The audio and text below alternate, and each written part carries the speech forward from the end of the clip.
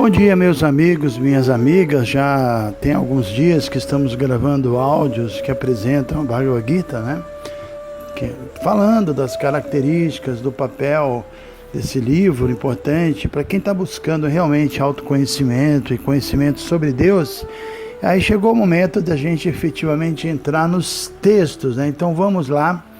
Tudo começa então com o rei Dhritarashtra perguntando a seu secretário, o vidente Sanjaya: ó Sanjaya, que fizeram meus filhos e os filhos de Pandu, depois que se reuniram no lugar de peregrinação em Kurukshetra, desejando lutar? Sanjaya disse: ó rei, após observar o exército disposto em formação militar pelos filhos de Pandu, o rei Duryodhana foi até seu preceptor e falou as seguintes palavras, né? Então é isso, a batalha já vai começar.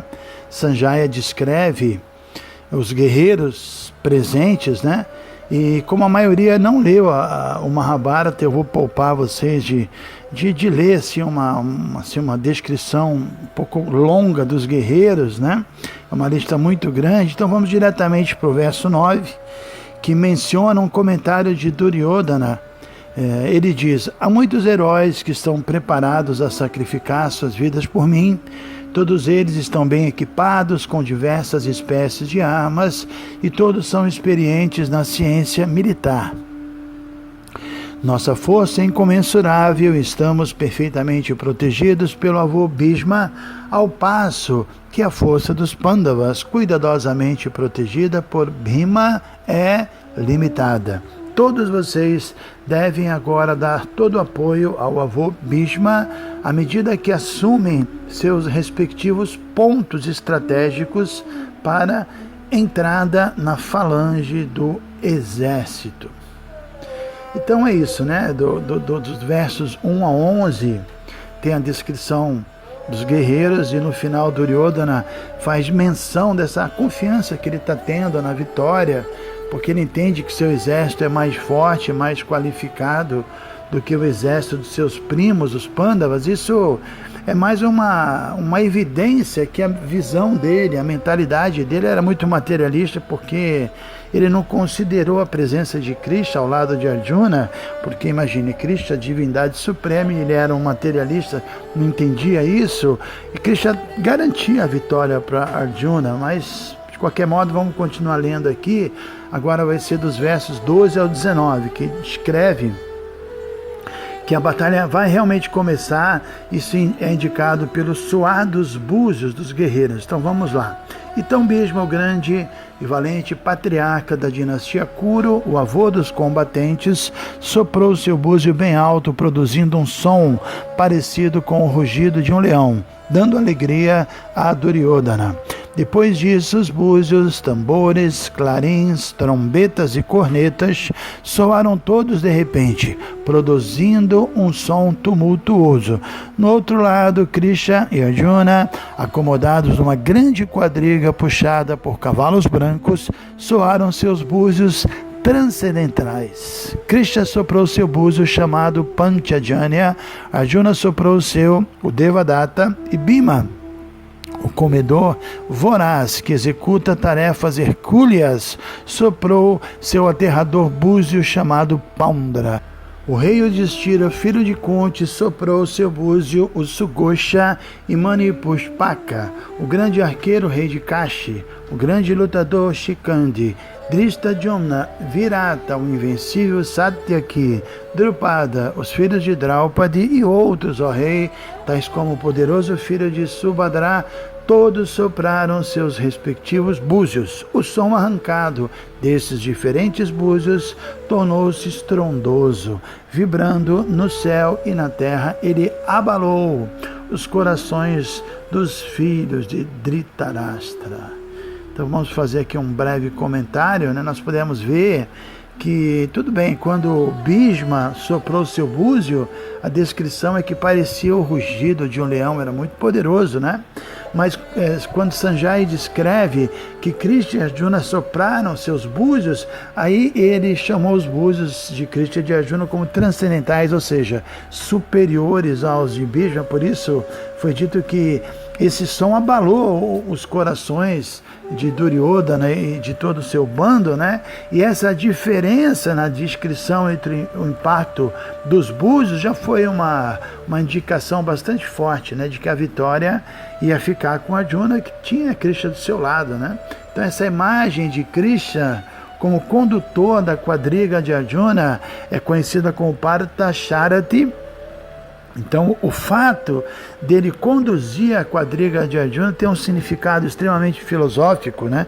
Krishna aceitou conduzir a quadriga de Arjuna porque ele sabia que Arjuna teria de enfrentar sérios problemas com seus sentidos, e os sentidos são comparados a cavalo. Tem uma metáfora que eu sempre menciono, que o nosso corpo é comparado a uma carruagem que é arrastada pelos 5 sentidos, que são os cavalos dessa carruagem, e nesse exemplo a mente é representado como as rédeas, e o cocheiro é a inteligência. No caso, a alma não é nada disso, ela é simplesmente o passageiro na carruagem do corpo material, e como Krishna tinha muita afeição por Arjuna, assim como ele tem afeição por todos os seus devotos, ele se ofereceu para controlar as rédeas das mentes, da mente de Arjuna e conduzir corretamente os cavalos. Então Krishna é isso, ele é a inteligência divina, ele é o condutor dos devotos, e uma pessoa que aceita que Krishna conduza a sua vida, ou seja, que aceite ser orientado pela Bhagavad Gita, ele realmente vai conseguir obter um controle dos seus cavalos dos sentidos, né? Porque nós realmente somos passageiros temporários desse corpo material, que é como uma quadriga. Nossa existência realmente é uma luta muito árdua com nossos próprios inimigos, a cobiça, a luxúria, a ira, e cada vez isso vai ficar mais claro durante as nossas reflexões. Então vamos continuar aqui a leitura.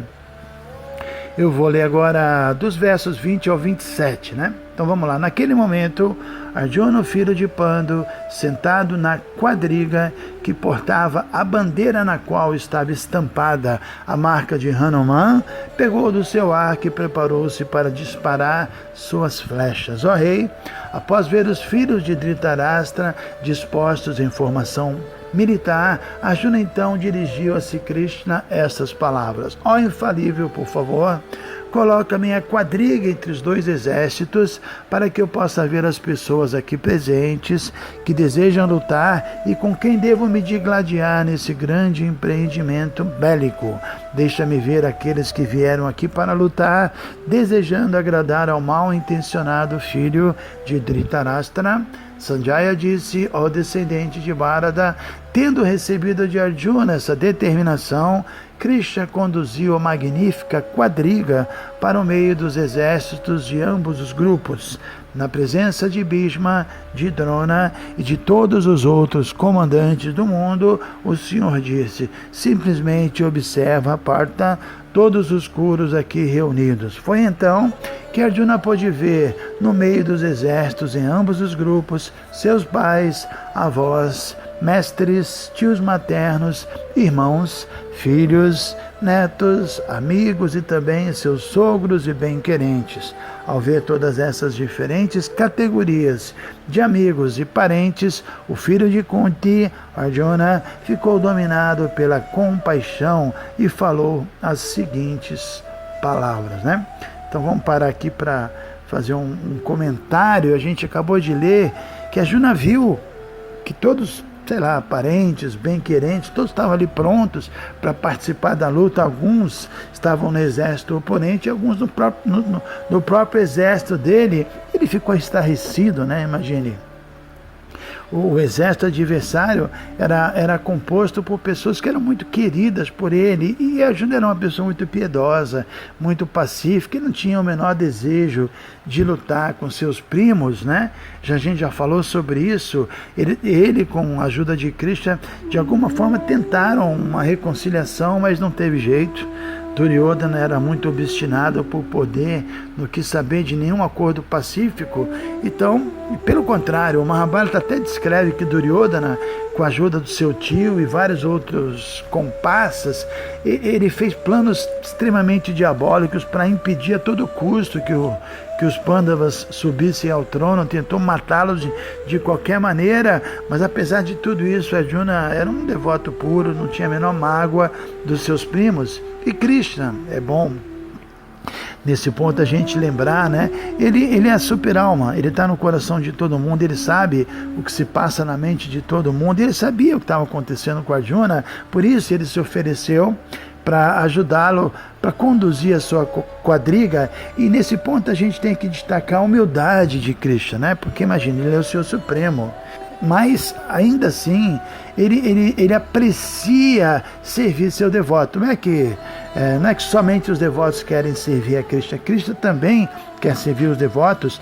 Então existe um humor de relacionamento amoroso entre Krishna e seus devotos que é muito encantador, né? O devoto está sempre querendo servir a Krishna, como a gente vai ver no capítulo 10, o devoto ocupa sua mente, suas ações, suas palavras no serviço a Krishna, mas por outro lado também Krishna não perde a oportunidade de servir seus devotos, e Prabhupada mesmo menciona que Krishna sente mais prazer em servir seus devotos do que em ser servido por eles, né? Então, só que o devoto não quer ser servido por Krishna, o devoto sente prazer em servir a Krishna, não ser servido por isso. É diríamos assim, uma competição transcendental. Krishna quer servir o devoto quer servir Krishna, e quem ganha essa disputa transcendental? Na verdade, essa disputa não tem fim, ela existe eternamente no mundo espiritual, porque o mundo espiritual é o mundo do serviço, né? Quando a gente fala em amor, a gente fala em serviço, diferentemente do mundo material, onde todos querem explorar, não existe verdadeiro amor.